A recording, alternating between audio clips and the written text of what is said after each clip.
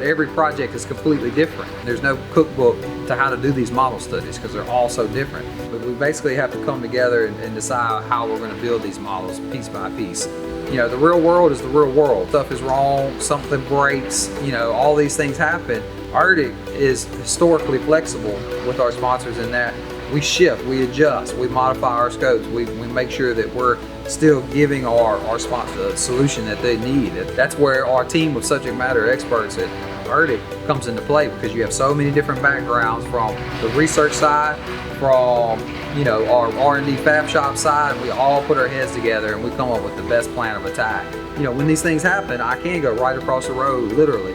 I go over there and we'll talk about it. You know, there's this age-old saying like, oh, you know, we could just draw something up on a napkin, and that's what we need to build. I'm here to tell you that I've kind of done that before.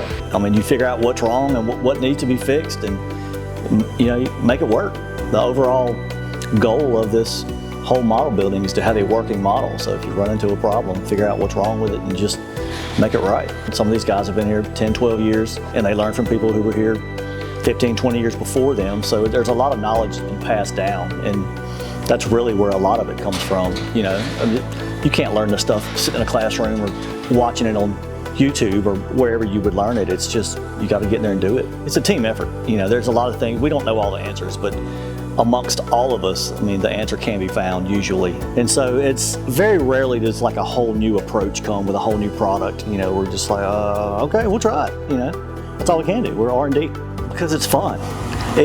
Even when it's not fun and, you know, it's 130 degrees and you're under a model with no ventilation, and that particular instant might suck, but once you're done and you stand back and look at it, you're like, we built that.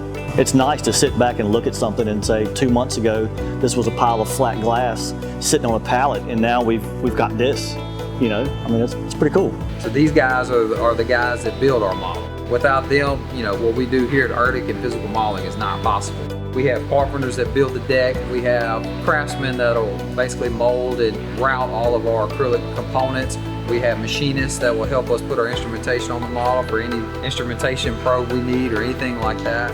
We have welders that help us weld our main structures, our plumbing pipes, things like that. We even have natural gas coming to this model because we have to keep it warm. You know, temperature changes, glass doesn't like that. So there's so many different things that have to come together and all work in harmony for these models to be successful. It's not just building a model, a lot more goes into it. In physical models, one of the most important things is precision and keeping our errors down in construction and placement of our structures and all these kind of things. If we're off, let's say by 1 inch in this model, then it's 25 inches or a little over 2 feet in the prototype. It's a big problem. So it's painful sometimes because we do work in the elements and it's hot, and when we're out here shooting a model to grade or building it, or I have a total station and we're trying to get a model, a component set exactly right, it can take hours and moving it millimeters to get it just where it needs to go. Everything you see behind me, for example, in the Emsworth lock model, you know, we had to draw it all out in the 3D program, make sure everything fit to the specs of the design drawings that we're shooting for. The key to that is communication, right? The key to that is collaboration, and it's just it all comes together because there's no part of that that's simple. And those guys really do an excellent job of keeping, you know, reality in check. Right? They have problems, real world problems, and we have to bring that to life in a model form to solve it for a lower cost. It's something different every day. Nothing's ever the same, nothing ever fits the same every time. We never cut the same part twice. It's always a different journey. So we have everything from a hammer and a skill saw to a CNC 5-axis router, 3D printing. We can route 4x8 foam blocks all the way to 5x10 acrylic. We've got water jets. We can, you know, cut metal.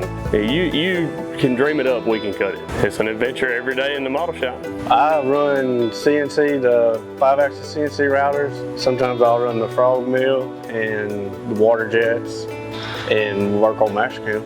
So when you're approaching, you have to say to yourself, you know, how am I going to build this, or how am I going to seal something off from leaking? There's different applications and different processes for different materials. But we get it done, and that just speaks to their work ethic and their drive to make sure that our product here is superior and that we're meeting the criteria we need of each one of these model studies. Our R&D Fab Shops don't just work solely for CHL. They work for GSL, ITL, they work for military projects. They got all this other things going on. Success that we've had over the past several years, especially since that I've been here, we can attribute a lot of that to the incredible leadership at our R&D Fab Shops. We've made a lot of different changes to the way we build models here at RDIC, especially our physical hydraulic models, and they've been not just supportive but instrumental in helping that process and developing that methodology, and really just making sure we have the right guys working on the right projects with the right skill sets, to adapt to all of this. So, without that leadership and without that guidance, I don't think we would be where we're at today.